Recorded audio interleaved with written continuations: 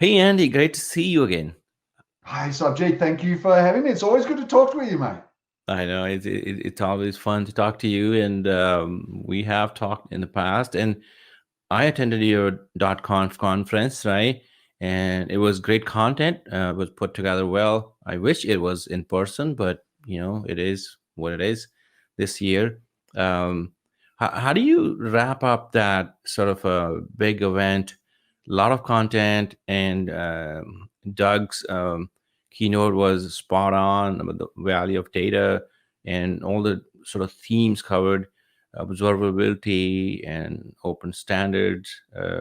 And how do you see, like, how did the event go, and how was the response? Yeah, look, it was a fantastic event. I thought I really enjoyed it. I know a lot of our customers who came along gave us great feedback. I think 40,000 plus unique attendees, which is phenomenal in itself. Um, yeah, I think the big message for me, the overriding message for me is more data in more places for better outcomes. So you talked about some of the areas there, in IT ops and applying things like data to AI ops, but also into new areas, into SRE, site reliability engineering and DevOps, for example, looking at different areas in security, not just alert, but also respond. So again, taking data to more decisions, automation decisions, orchestration, threat analysis, but also threat resolution. We look at that also in our on-call solutions and some of our solutions for observability and DevOps. And you see, again, not just showing sysadmins what's going on, but actually getting developers and DevOps teams together to resolve them and actually tracking and resolving that problem using data. So the overriding concepts for me across IT ops, across security, across observability, and out to IoT and edge and business analytics and business intelligence, all those other kinds of use cases as well, is just take more data to more decisions for more and better outcomes. Yeah, I think we will go into the use cases, because the one thing when I talk to folks like you, you guys have a big sort of breadth of customers in different verticals, and you have sort of a big vantage point, if you will, a lot of vantage point, uh, which can be very useful for listeners, and to educate the market how other people are using these technologies creatively, right? So, in many times I have seen it in my 25 years in tech, that the tools we produce, like we produce with certain sort of thing in mind, and then people take those tools and they run with it, and then they just use it so creatively that the vendors, even didn't think about that those things can be used, and we'll go that into that a little bit later. But in the beginning, I want to hear from you about what does it mean to be data to everything sort of platform. Like, you guys sort of are pushing that narrative out there. I understand at the surface level, but if you can drill a little bit down deeper, that for the audience, and that would be nice. Yeah, absolutely. So, we're a data to everything platform is our line. And by the way, it's a trademark. So there's a bit of marketing in there, but Yeah, it's yeah, yeah. right. Hmm. What it means at the heart, subject, is bring data to every question, every Hmm. decision, and every action. So what that means is running a data-driven business. So yeah, we went through different ages, right? The Stone Age, the Industrial Age. We call this the data age. This is Yeah. when we're using this transformational capability of data to make fundamentally different decisions and better decisions at scale as well. And so, when we shift from traditional on-premises monolithic environments, we shift to cloud and microservices and digitalization, digital transformation, fundamental difference in how you can manage and get insight into your systems and services. Historically, we would do that on the monolith. It was pretty easy, one console and you'd watch it. Now, not so much. And so it's really all about data. It's all about all these interconnects that are happening with different partners, APIs, function as a service, stuff like that.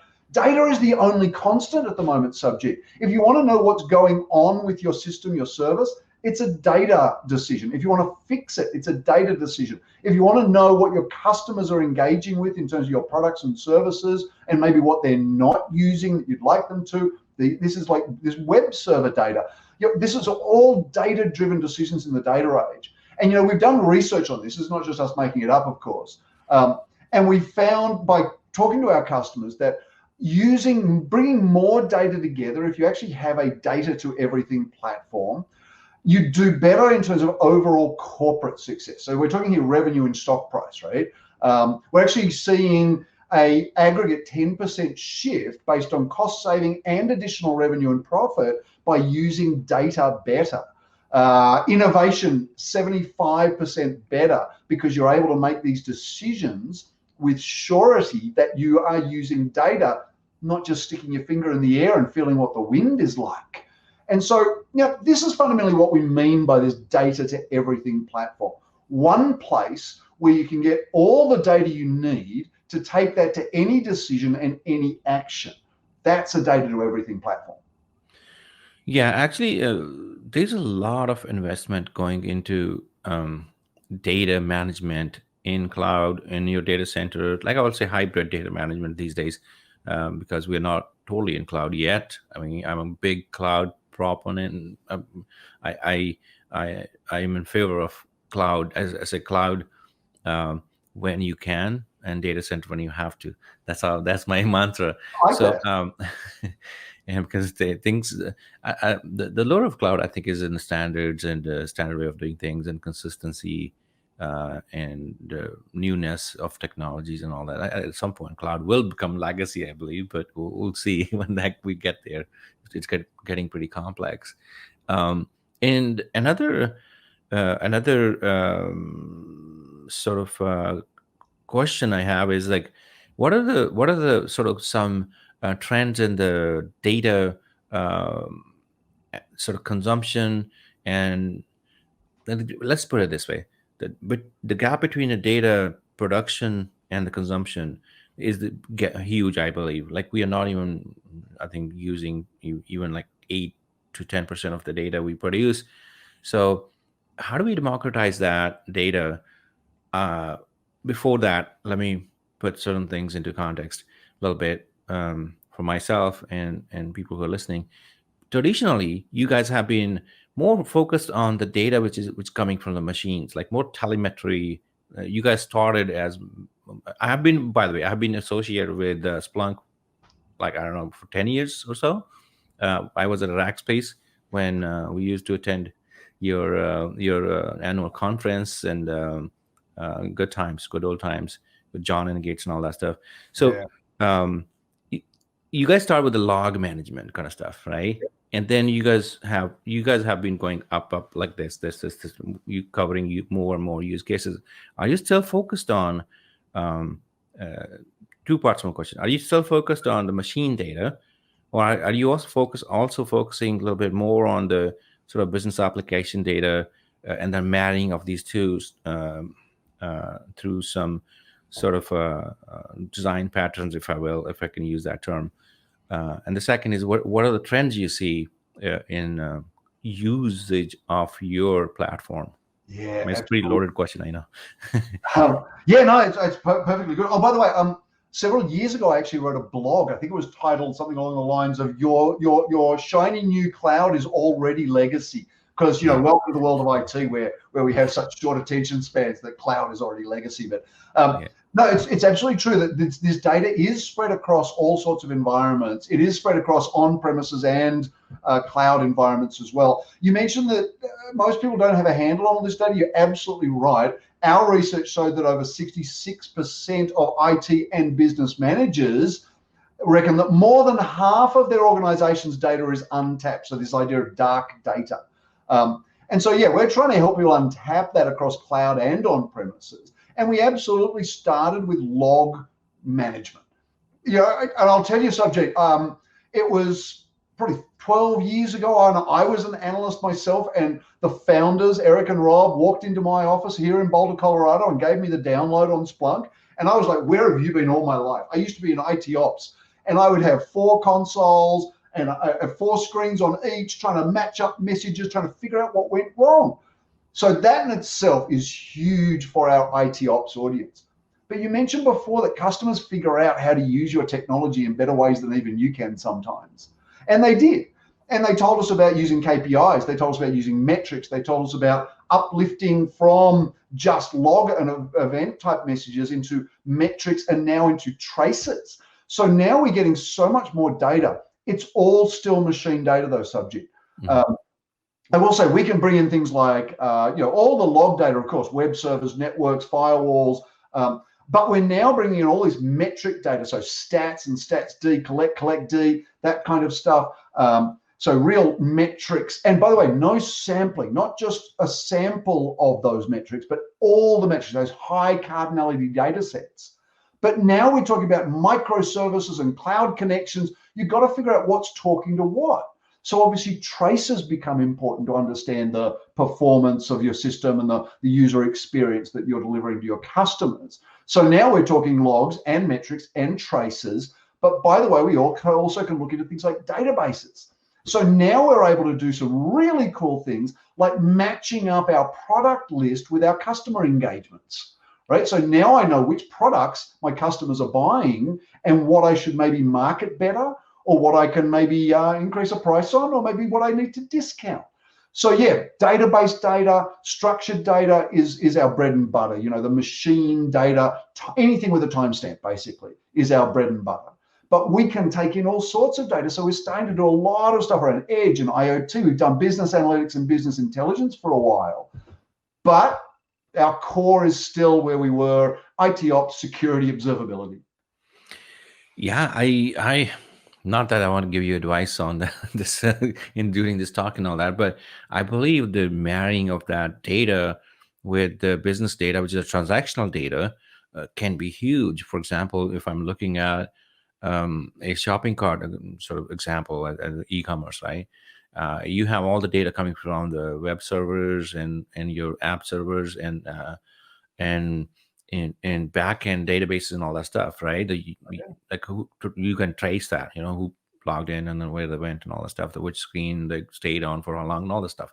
And you can also know what did they put in shopping cart from another maybe set of data, or maybe from your set of data, from logs and all that stuff. You can write a lot of stuff to logs. I know a lot of people are leveraging logs for sort of data intelligence to see how their applications are performing business wise also.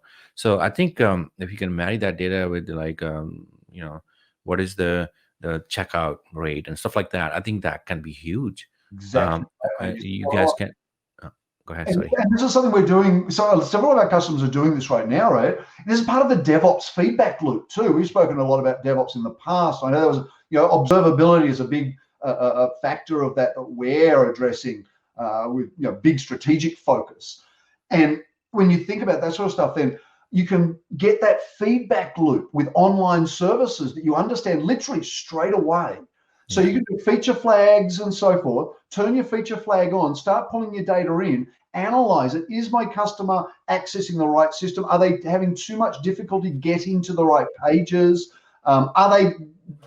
Is my system throwing an error when they're trying to check out of a cart? This is absolutely work that we're doing already today with multiple customers. It's actually really exciting stuff. Yeah, on the your core, what still is your core, and you guys are experts in that, is the operational data, right? Data from ops, right? So on that note, I usually say that that monitoring is the backbone of cloud ops. Without monitoring, you cannot do anything almost, right? So you can't scale up and down. You don't know like what capacity you're running at. You don't know what resources are constrained versus what you're wasting. So what are some of the latest developments? Like where I'm going with this is, are you applying some machine learning kind of like a new mechanisms to that set of data where you can create some intelligence? And I want to, my dream is to see a marketplace of models which are already trained for people to use for certain kind of workloads. Are you guys That's a really interesting one, isn't it? The difficulty of ML and AI. And we talk about cloud and function as a service and microservice architectures, and this really is part of that trends that you're talking about, that how do you manage these cloud systems in different ways? Monitoring, absolutely, right? I used to work in actual data centers, and it's one of the biggest panics I've ever had is walking into a quiet data center, because data centers aren't quiet, right? But we There's can't do that anymore. We can't do that with the cloud. I can't open the door to my data center and go, is everything running? Sounds good. Monitoring is everything, Sarbjeet. yeah, But you need to see, this is part of the change that I see in cloud, especially, is you're talking about volume, velocity, and variety of data. So big data aspects, right? You're talking about an exponential increase in interconnectivity. In a monolith, nothing is interconnected. But when you start to break it apart into component services, now we're starting to get lots of spaghetti diagrams, and eventually it becomes a Death Star, right? Humans can't deal with that complexity. You yeah. need machines. And so one of the big trends I'm seeing is using machines to manage all that complex big data. And that's where we just found our sweet spot. Now, customers helped us obviously find that sweet spot. They brought us into the cloud as well. Now we're a cloud first company. We offer our own cloud service, of course, but we also help people on GCP, on AWS, on Azure, running their own Splunk, running our Splunk. Data is everything for cloud environments because of that complexity, expanding complexity of big data, and you've got to apply the machines to deal with it at scale. Yeah, I believe your TAM is going to increase big time. TAM is total addressable market for folks who don't know. I think because it's the age of microservices, like I always say that it's age of micro consumption, I call it, Mhm. because there's so much complexity thrown at our organizations. There's no way we can consume any monolithic, platform thrown at us. Uh, and I always cite Amazon as a good example, a good example Yeah. of a good vendor, which creates these features in smaller chunks, micro chunks. So they will give you like two features almost every week, and that's how they come up with 100 features a year or so. More than 100 maybe.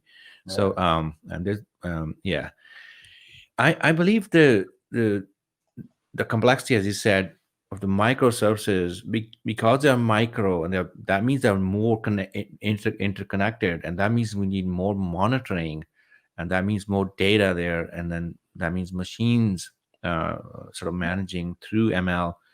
I think you guys are on the right path. And I think on that note, I don't know how we're doing on time. Actually, I lost my timer, to be honest with you. We were supposed to keep it this segment to 20-25 minutes. um, how do you see this going forward a little bit? Like, I always try to paint the sort of more like where we are headed. Like, I always say that we already know what vendors are doing, where we are, right? um, and we know how they do it. You can watch 20 videos on Splunk, how to do this, how to do that, how to configure it. But why you're doing what you're doing, which you explained to a certain extent, but where we are headed, how do you see this progressing in near future? Well, to start with, it's definitely going to be about turning to machines to solve the complexity. We spoke about that already. I think longer term, it's going to really be about the death of straight line prediction and flat line monitoring, right? Yeah. We've done, in human terms, we've been using flat lines and straight lines because that's how humans deal with the world, right? We're not typically very good with patterns. Humans can deal with short-term patterns reasonably, but once you get into a longer-term pattern, I'm talking anything longer than a day or so, humans are really bad at looking at patterns. We're really bad at getting over our own biases. Mhm. And so, but we have an opportunity now with cloud computing, especially because it's so dynamic and agile compared to the old monoliths. Straight line doesn't make any sense anymore. Your workload patterns have shifted. You don't have online day and batch night, right? Yeah. It's all online, it's all batch, it's everything all the time, 24/7 around the world. So I think what is going to be happening is we're going to look a lot more at analytics to understand behavioral change and relevant change when we go to monitor. And monitoring, by the way, also I would include security monitoring, Yeah. as well as things like capacity, as well as performance, network. So we're monitoring a lot of things. And as we move into the future, we move from this idea of a straight line that humans understand to really shifty lines that machines understand. And so we move to looking at behavioral analysis rather than rules analysis, right? If someone normally does this behavior every day, and then this one day does something very weird, like maybe normally they access this database and they pull down 10 meg, but now they access this database and they pull down 30 gig, that's a weird behavior. Might be the right user ID, might even be from the right location, but I can posit that that is an unusual behavior we should look into as a security professional. And so this is what I think is going to happen in the cloud with complexity, is we're going to be using augmented intelligence to remove straight lines and programmed exceptions. And we're going to move into analytics for behavioral analytics and looking at the idea of normal versus not normal, rather than just breaking static thresholds. That's some of what I think is going to happen. Yeah, I believe all this data intelligence will help us save the money on the infrastructure side by managing it better, and make it secure by looking at these patterns, like all this abnormality in the behavior. So that I think you're spot on. And then, one final. Go ahead. Go ahead. Sorry. Just quickly, I want to add that it's not just cost saving either. The research we did showed that innovation accelerates when you have access to more data and you share it. And so what we see is, for example, in medical trials, clinical trials, educational outcomes, right? We work with, I think it's the University of Phoenix, and they do a bunch of stuff. In fact, we do this with a lot of universities, analyzing students' behaviors. So whether they go to the library, do they do the test exams, do they download the course notes, and then looking at their exam results and being able to provide aggregated or individualized assistance to help those people get better outcomes, run faster clinical trials for new medicines, do new things with product development in a software environment. So yeah, cost is absolutely part of it. But I get more excited about the opportunity to drive innovation by better use of data and ML and AI. Yeah, definitely. Being a developer, actually, I remember struggling with logs a long time back, but the log management has come a long way, and logs are a source of intelligence these days, Oh yeah. and you can turn them into intelligence by logging more.